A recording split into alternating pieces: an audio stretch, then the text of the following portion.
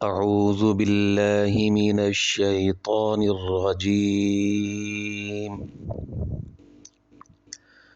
بسم الله الرحمن الرحيم. إن الله لا يستحيي أن يضرب مثلا ما بعوضة فما فوقها فأما الذين آمنوا فيعلمون أنه الحق من ربهم وأما الذين كفروا فيقولون ماذا أراد الله بهذا مثلا يضل به كثيرا ويهدي به كثيرا وما يضل به إلا الفاسقين.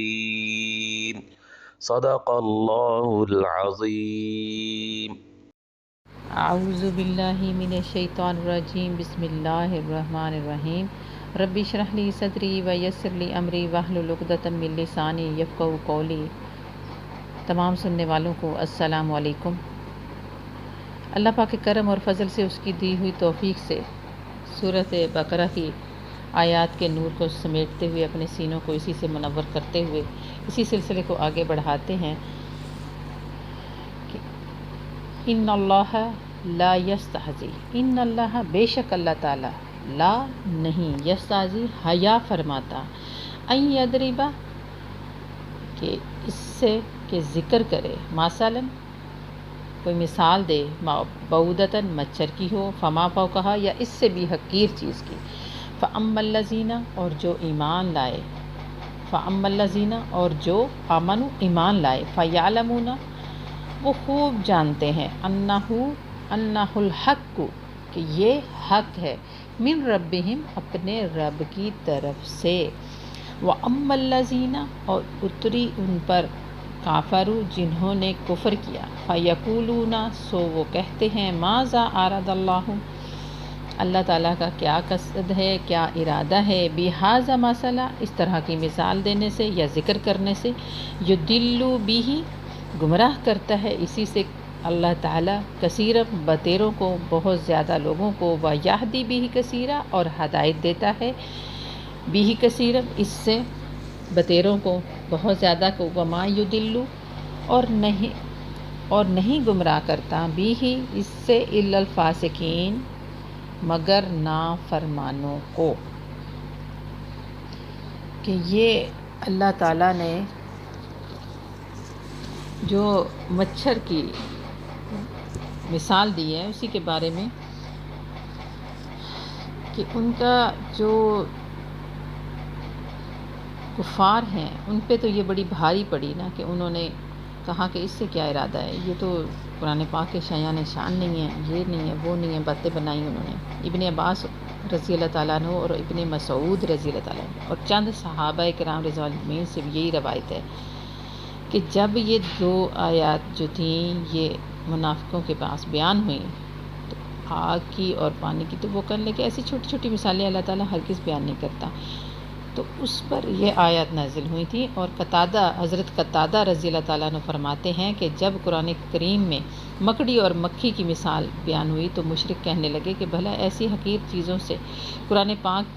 جیسی کتاب میں کیا ضرورت ہے، تو جواباً یہ آیات اتری اور کہا گیا کہ حق کے بیان سے اللہ تعالیٰ نہیں شرماتا، خواہ وہ کم ہو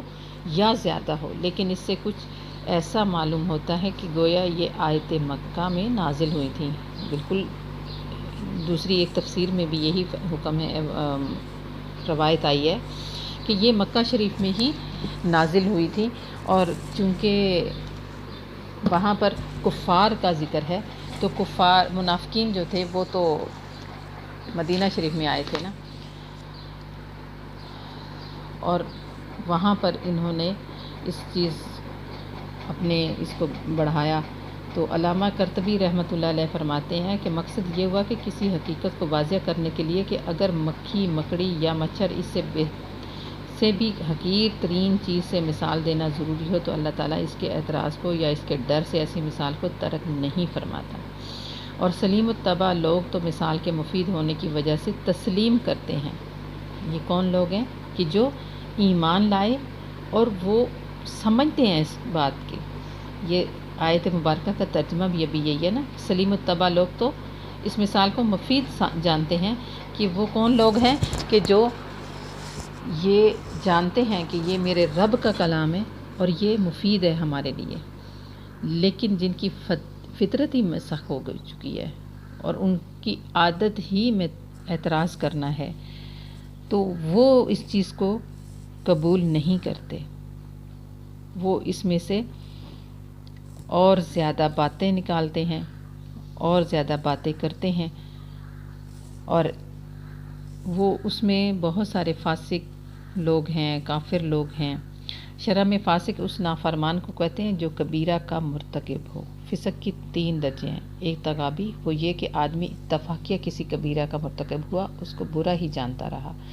دوسرا انہماک کہ کبیرہ کا عادی ہو گیا اور اس سے بچنے کی پرواہ ہی نہ رہی۔ تیسرا جہود اور حرام کو اچھا جان کر ارتکاب کرے اور اس درجہ والا ایمان سے محروم ہو جاتا ہے۔ استغفر اللہ۔ اور پہلے 2 درجوں میں جب تک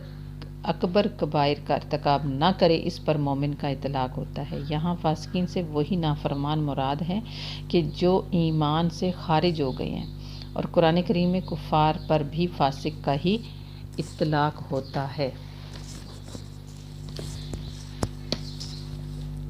یہ جب اللہ تعالیٰ فرماتے ہیں کہ جب ان کی طرف،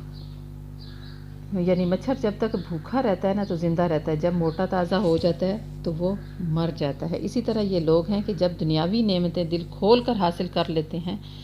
وہیں اللہ کی پکڑ آ جاتی ہے، اور جب یہ نصیحت بھول جاتے ہیں اور ہم ان تمام چیزوں کے دروازے کھول دیتے ہیں یہاں تک کہ اترانے لگتے ہیں، اب دفتن ہم انہیں پکڑ لیتے ہیں۔ یہ ابن جریر رضی اللہ تعالیٰ عنہ اور حضرت ابن ابی حاتم رضی اللہ تعالیٰ عنہ نے یہ روایت کیا ہے، اور مناسب بھی اس سے زیادہ اچھی معلوم ہوتی ہیں۔ مطلب یہ ہوا کہ کوئی بھی مثال چھوٹی سے چھوٹی یا بڑی سے بڑی بیان کرنے سے اللہ تعالیٰ نہ رکتا ہے نہ شرماتا ہے۔ اور یہ دیکھیں نا کہ جس طرح سے عبداللہ بن ابی ہے، عبداللہ بن ابی جو تھا وہ نمازیں بھی نبی پاک صلی اللہ علیہ وسلم کے پیچھے پڑھتا تھا، روزے بھی رکھتا تھا، تمام معاملات وہ کرتا تھا، لیکن اندر اس کے جو شک اور اس طرح کی منافقت تھی، فسق تھا، وہ جس میں وہ ڈوبا ہوا تھا، وہ اس کی وجہ سے وہی وجہ اس کی تباہی کی بنی کہ نمازیں بھی اس کے کام نہیں آئیں، روزے بھی کام نہیں آئے، اس کے ساری زکوٰۃ دینا، یہ معاملات کرنا کچھ بھی کام نہیں آیا، اور وہ منافقین کا سردار کہلایا۔ اب جب اس طرح کے معاملات ہوتے ہیں تو اس کا مطلب کیا ہوا کہ جہاں تک یہ سارے معاملے ہیں یہ بھی تو سرکار مدینہ صلی اللہ تعالیٰ علیہ وآلہ وسلم کی محبت کے صدقے میں ہے۔ اگر عشق اور محبت اور خالص وفا موجود ہے دل میں تو پھر یہ چیزیں فائدہ دیتی ہیں، پھر نماز بھی فائدہ دے گی، روزہ بھی فائدہ دے گا، زکوٰۃ دینا بھی فائدہ دے گا۔ اگر اندر بغض اور حسد ہوگا اور سرکار مدینہ صلی اللہ تعالیٰ علیہ وآلہ وسلم کی باتوں میں سے باتیں نکالنی ہوں گی اور ان کے لیے بخیلی رکھنی ہوگی تو پھر یہ چیزیں کچھ بھی نہیں کر سکتی۔ آپ کے سامنے شیطان کا واقعہ ہے کہ شیطان نے کس طرح سے نمازیں ادا کی تھیں اور رب تعالیٰ کے سامنے وہ ان کی بارگاہ میں کیسے دھتکارا گیا تھا۔ تو رب تعالیٰ نے یہ فرما دیا، نبی پاک صلی اللہ تعالیٰ علیہ وسلم نے جب ان کا جنازہ، کیونکہ جو عبداللہ بن ابی کا بیٹا تھا وہ نبی پاک صلی اللہ علیہ وسلم کا عاشق تھا، وہ صحابی رسول صلی اللہ علیہ وسلم تھا، تو اسے پتہ تھا کہ میرے باپ نے کیا کیا حرکتیں کی ہوئی ہیں اور اب یہ بچنے والا نہیں ہے۔ تو جیسے ہی ڈیتھ ہوتی ہے تو وہ نبی پاک صلی اللہ علیہ وسلم کی بارگاہ اقدس میں بھاگتے ہوئے تشریف لاتے ہیں وہ صحابی رضی اللہ تعالیٰ عنہ، اور عرض کرتے ہیں کہ یا رسول اللہ صلی اللہ علیہ وسلم اگر آج آپ نے میرے والد صاحب کی جنازہ نہ پڑھائی تو وہ ہلاک ہو جائے گا، نماز جنازہ۔ تو سرکار دو عالم صلی اللہ علیہ وسلم تو بے مثال ہیں، رحمت للعالمین ہیں، لجپال ہیں، عنایتوں کا سمندر کیا اس سے بھی بڑی چیز ہے۔ تو سرکار مدینہ صلی اللہ علیہ وسلم نے اپنا کرتا مبارک عطا فرمایا، نہ صرف کرتا مبارک عطا فرمایا بلکہ نماز جنازہ بھی پڑھائی اور اس کے لیے مغفرت کی بھی دعا کی۔ تو وہاں پھر آیات نازل ہوئی تھی اور اللہ تعالیٰ نے فرمایا کہ اے نبی صلی اللہ تعالیٰ علیہ وسلم، اگر 70 دفعہ بھی منافقین کے لیے آپ دعائے مغفرت کرو گے تو میں قبول نہیں کروں گا۔ اب یہ کیا ہوا؟ کہیں وہ تو رب کے ساتھ تو ان کا کچھ نہیں تھا نا، وہ تو نبی پاک صلی اللہ علیہ وسلم کی شان میں کر رہے تھے، گستاخیاں کر رہے تھے، اور کلام الہی میں بھی کیڑے نکال رہے تھے، قرآن پاک میں بھی، کہ کس طرح سے استغفر اللہ من ذالک، کہ وہ آیات کا رد کر رہے تھے کہ یہ کیسے ممکن ہے کہ اللہ تعالیٰ یہ کرے، اللہ تعالیٰ یہ کرے، یا نبی پاک صلی اللہ علیہ وسلم جو فرما رہے ہیں وہ لان تان کرنا۔ اور اس وجہ سے ان پر یہ حکم ہو گیا کہ آپ ان کو معافی نہیں مل سکتی، جس طرح سے بھی ممکن ہو ان کے لیے آپ نے دعائے مغفرت کے لیے ہاتھ ہی نہیں اٹھانے، ان کی طرف ہاتھ ہی نہیں اٹھانے کہ یہ ان کو میں نے معافی نہیں دینی۔ یہ تو اٹل حقیقت ہے نا کہ اللہ تعالیٰ نے ہی معاف کرنا ہے، اور نبی پاک صلی اللہ علیہ وسلم کے وسیلے سے بڑی امت بخشی جانی ہے، لیکن امت بخشی جانی ہے۔ یہ امت کا لفظ ہے کہ امتی ہوں گے تو بخشے جائیں گے۔ اور پھر آگے رب تعالیٰ نے جب فرمایا نا کہ یضل بہ کثیرا ویہدی بہ کثیرا، کہ اس میں سے جو کلام الہی ہے اس میں سے بہتوں کو، بہت زیادہ لوگوں کو ہدایت ملتی ہے، اور بہت زیادہ لوگوں کو اس میں جہالت میں وہ چلے جاتے ہیں، گمراہ ہو جاتے ہیں۔ تو گمراہ ہونے والے کون ہیں؟ وہ یہی لوگ ہیں، اپنے اندر جو فسق رکھتے ہیں، فسق و فجور کی وجہ سے، بغض کی وجہ سے، حسد کی وجہ سے وہ اس میں آگے بڑھتے چلے جاتے ہیں، اور جس طرح سے بڑھتے چلے جاتے ہیں اسی آگ میں خود ہی جلتے ہیں۔ اور جو ہدایت پا جاتے ہیں، جو اللہ تعالیٰ کی آگے سر تسلیم خم کرتے ہیں، اور سرکار مدینہ صلی اللہ علیہ وسلم کی زبان مبارک سے ایک ایک لفظ جو ادا ہوا اسے سمجھتے ہیں کہ یہ حق ہے، تو ان کو مرتبے پھر ابو بکر صدیق جیسے ملا کرتے ہیں، وہ عمر ہوا کرتے ہیں، وہ عثمان ہوا کرتے ہیں، وہ علی ہوا کرتے ہیں، وہ پھر اس طرح کے درجے پایا کرتے ہیں۔ پھر وہ وارث رسالت ہوا کرتے ہیں، وراثت میں شامل ہوا کرتے ہیں، جو آج بھی یہ ڈیوٹیاں دے رہے ہیں، جو آج بھی امت کو راہ راست پر لانے کے لیے شب و روز اسی کوشش میں لگے ہوئے ہیں۔ یہ وراثت آج بھی آگے اسی طرح سے ٹرانسفر ہو رہی ہے، حق بولنے والوں پر، حق سننے والوں پر، اور حق تقسیم کرنے والوں پر۔ تو اللہ تعالیٰ سے یہ دعا ہے کہ رب تعالیٰ ہمیں حق سننے اور حق سمجھنے کی توفیق عطا فرمائے، اور حق کا ساتھ دینے کی توفیق عطا فرمائے۔ وما علینا الا البلاغ، صدق اللہ العظیم۔